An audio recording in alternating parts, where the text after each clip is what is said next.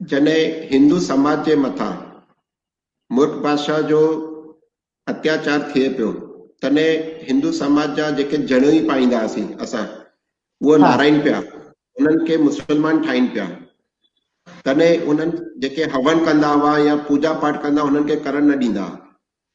तने सभिनी हिंदू समाज जा मिली करे उन्हनि इहा सोच रखी कि असां कंहिंखे प्रार्थना कयूं। तॾहिं सभई सिंधी हिंदू समाज जा जेके बि प्रेमी हुआ उन्हनि चयो कि असां दरियाशाह ते वञूं था। दरियाशाह ते हिन करे विया हुआ कि उते 5 तत्व गॾु था थियनि।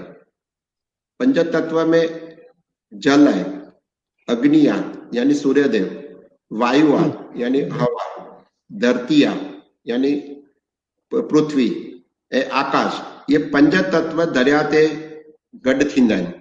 हिननि करे हुननि इहो सोचियो कि असां 5 तत्व जिते गॾु था थियनि त खुले दरियाशाह ते वञी करे पूजा कयूं। तॾहिं सभिनी शेवक आहिनि प्रेमी वञी करे हिंदू समाज जेके हुआ उन्हनि उते वञी करे प्रार्थना कई ऐं लाल जॾहिं उन्हनि प्रार्थना कई तॾहिं विष्णु अवतार जे रूप में लाल साईं आकाशवाणी कई हुई कि भई मां सूर्यवंशी रतन राय जी जे घर देवकी पुत्र जे रूप में जन्म वठां थो। इहा ॻाल्हि तॾहिं थी हुई छोकी 5 तत्व उते गॾु था थियनि, इन करे असां 5 तत्व खे महत्व ॾींदा आहियूं छोकी उन मां ई लाल साईं असांजी मनोकामना पूरी करे पंहिंजो जन्म वरितो ऐं आकाशवाणी कई हुई। चेटीचंड इन करे मल्हायो वञिबो आहे छोकी 1007 में चैत्र मास जी दूज जे ॾींहुं लाल साईं जन्म वरितो हो ऐं उन्हनि ॾींहं खां वठी जंहिं ॾींहं खां जन्म वरितो तॾहिं पंहिंजे माउ खे उन्हनि मुख में सॼो ब्रह्मांड स्वरूप ॾेखारियो जंहिंमें हू उन खां दर्शन करे हू ब्रह्मलीन थी वई।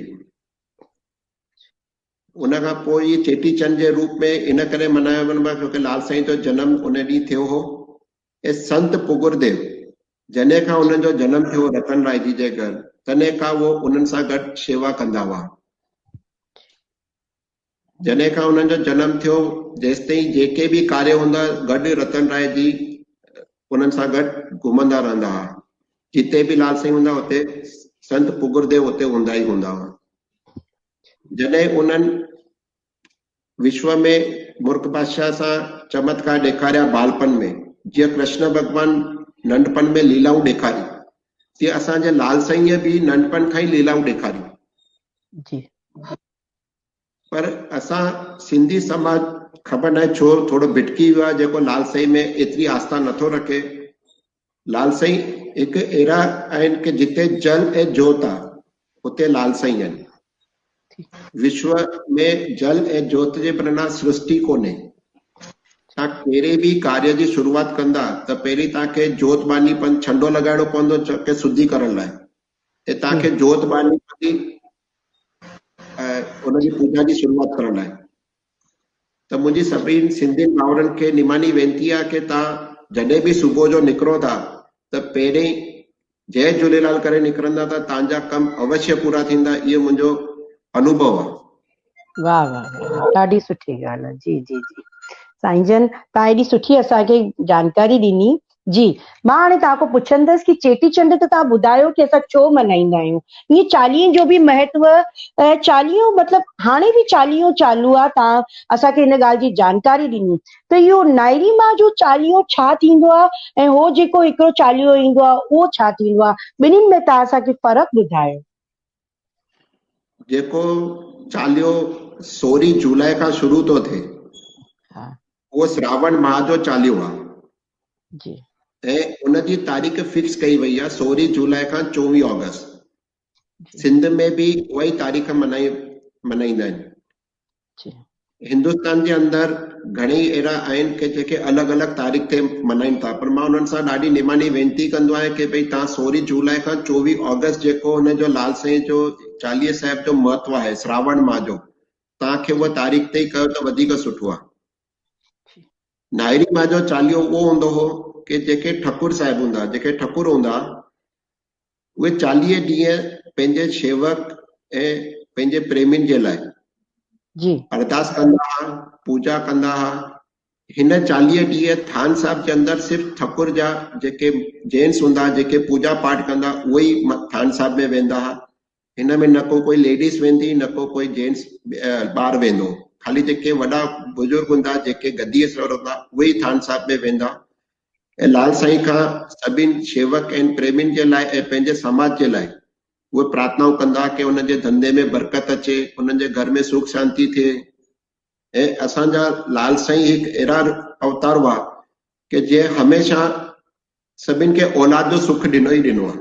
जंहिं श्रद्धा रखी करे लाल साईं वटि विया आहिनि उन्हनि खे औलाद जो सुख ज़रूरु मिलियो आहे। ऐं हिन करे ई चालीहो असां रखंदा हुआसीं। पोइ आस्ते आस्ते शेवकनि ॾाढो उत्साह ॾेखारियो कि भई साईं तव्हां ही चालीहो रखो था, असांखे बि आज्ञा ॾियो कि असां बि ही चालीहो साहिब रखूं। तॾहिं परम पूज्य ठाकुर साईं ओमलाल लाल साईं जे प्रति आस्था पैदा करण लाइ कि जीअं माण्हुनि में आस्था पैदा थिए त उन्हनि आस्ते आस्ते उन्हनि खे आज्ञा ॾिनी कि भई ही चालीह तव्हां रखी सघो था। ही चालीह हिन करे ठाकुर रखंदा कि ॾाढा कठिन हूंदा। ही 40 ॾींहं असांखे जंहिं स्थान ते असां पहिरें ॾींहुं अखो पाईंदा आहियूं दरियाशाह ते, उते असांखे कुझु शइ रखणी पवंदी आहे कि 40 ॾींहं असां उते ई वञी करे अखो पाईंदा आहियूं। पोइ भली संध्या जे असां 7 थी वञनि 8 थी वञनि उते अखो पाईंदा आहियूं। उन खां पोइ घर अची करे शेवा कंदा आहिनि। पहिरीं त थान साहिब हूंदो उते कंदासीं। मां हाणे रोज़ भरूच वेंदो आहियां, भरूच पूजा कंदो आहियां। उते पूजा करे पोइ असां पानी ग्रहण कंदा आहियूं। ऐं उहो राति जो 12 बजे खां पोइ बंदि थी वेंदो आहे। ख़ाली हिन में हिकु टाइम असांखे सादो भोजन, जीअं साईं आसालाल साहिब हूंदा ख़ाली जुअर जे ढोढे जो सेवन कंदा, ॿियो कुझु न खाईंदा। मुंहिंजा पिता साहिब बि हुआ, पोइ आस्ते आस्ते हुननि जी तबियत ख़राब थी त उहो 2 टाइम मानी खाई करे रखंदा। असां बि हाणे रखूं था त उहो हिकिड़ो टाइम खाईंदा आहियूं। पोइ शेवकनि खे तकलीफ़ थींदी त उन्हनि सवा पेर जो बि चालीहो ॿुधायो कि सवा पेर जो यानी 12 खां 12 ताईं तव्हांखे पाणी न पीअणो आहे। उन खां पोइ तव्हां हिकु टाइम फ्रूट खाओ, हिकु टाइम तव्हांखे भोजन करणो आहे, विच में तव्हांखे कुझु न खाइणो। ऐं जेको श्रावण माह जो चालीहो आहे उन में माण्हू चांहि बि पीअंदा आहिनि, फ्रूट बि खाईंदा आहिनि। हिन में असां चांहि बांहि सभु छॾे ॾींदा आहियूं। केरु कुझु बि न पीअंदो आहे, खाली पाणी ऐं उहो पीअंदा आहिनि। इन करे कठिन हूंदा ही ठकुर ख़ाली रखंदा ऐं उहो पूजा पाठ में शेवकनि लाइ रखड़ियूं ठाहींदा। जेका लाल जी रखड़ी आहे मां तव्हांखे ॾेखारियां थो, ही लाल साईं जी रखड़ी आहे। हिन में ही मंत्र भरींदा जंहिंसां ही रखड़ी जेको पातल हूंदो हो उनखे ख़बर पवंदी कि ही लाल साईं जो पुजारी आहे, या हुननि जी हिकिड़ी निशानी हूंदी। हिन में 7 दफ़ा मंत्र पढ़े करे हिन में रखड़ी में गंढ ॿधंदा। पोइ इहे जेके शेवक पाईंदा उन्हनि खे जेके बि कष्ट अचनि ख़ाली लाल साईं जो नालो वठंदा, उन्हनि जा कष्ट दूर थी वेंदा। वाह वाह वाह। ये 40 ॾींहं में ही 40 ॾींहं उही रखड़ियूं थान साहिब में ठाहींदा। इन करे 40 जो महत्व हो कि जेके ही ठकुर रखनि था। ऐं हू चालीहो आम पब्लिक लाइ हूंदो श्रावण माह जो। बिल्कुलु बिल्कुलु बिल्कुलु सही तरीक़े सां तव्हां एॾी सुहिणी तरीक़े सां ॿिन्हिनि चालीहे जे महत्व जो सम्झायो तव्हां। हाणे मां तव्हांखां पुछंदसि कि असां इहो ॿुधो आहे कि झूलेलाल असांजा जेके इष्ट देवता आहिनि उहे 7 निशानियूं छॾे विया हुया। उहे कहिड़ियूं 7 निशानियूं आहिनि उहे असांजे व्यूअर्स खे ज़रूरु ॿुधायो। असीं में जॾहिं लाल साईं निकिता हुआ पंहिंजे स्थान ते लाइ, संत पुगुरदेव खे सुंदरदास खे वठी करे निकिता कि भई हाणे मुंहिंजो वक़्तु पूरो थियो आहे, हाणे मूंखे विदाई वठणी आहे। त हू संत पुगुरदेव खे पाण सां गॾु वठी विया हुआ। त मेमन करे हिकिड़ी ज़मीन हूंदी, उते वञी करे लाल साईं खे ॾाढी सुठी लॻी हुई। त उते मेमन करे हिकिड़ो हो हुनखे चयो कि भई ही मूंखे ज़मीन ॾे। त हू खिले पियो कि भई एतिरा नंढा ॿार थी करे तव्हां मज़ाक था कयो कि भई ज़मीन वठणु आया आहियो। त हुननि चयो कि भई न, असांखे ज़मीन खपे, जेतिरा तोखे मुद्रा खपे तोखे असां ॾींदासीं। चई तूं छा ॾींदे? तॾहिं साईं लाल साईं हिकिड़ी लकड़ी कढी उहा उते रखी ऐं उते सोन जो कटोरो भरे पियो मुद्राउनि जो। तो ॾिसी करे हू मोहित थी विया कि न भई ही कोई वॾी शक्ति आहे। त हुन चयो कि मां पंहिंजी ज़ाल खां पुछी अचां कि भई मां ही ज़मीन ॾियां कि न। तॾहिं हू पंहिंजी ज़ाल खां पुछण विया हुआ। त हुननि चयो असांखे त कुझु औलाद आहे कोन, त असां छा कंदासीं, हल असां कोई दरवेश आहिनि त हुननि खे ॾियूं था। ईअं करे हू 2 ॼणा लाल साईं वटि आया हुआ।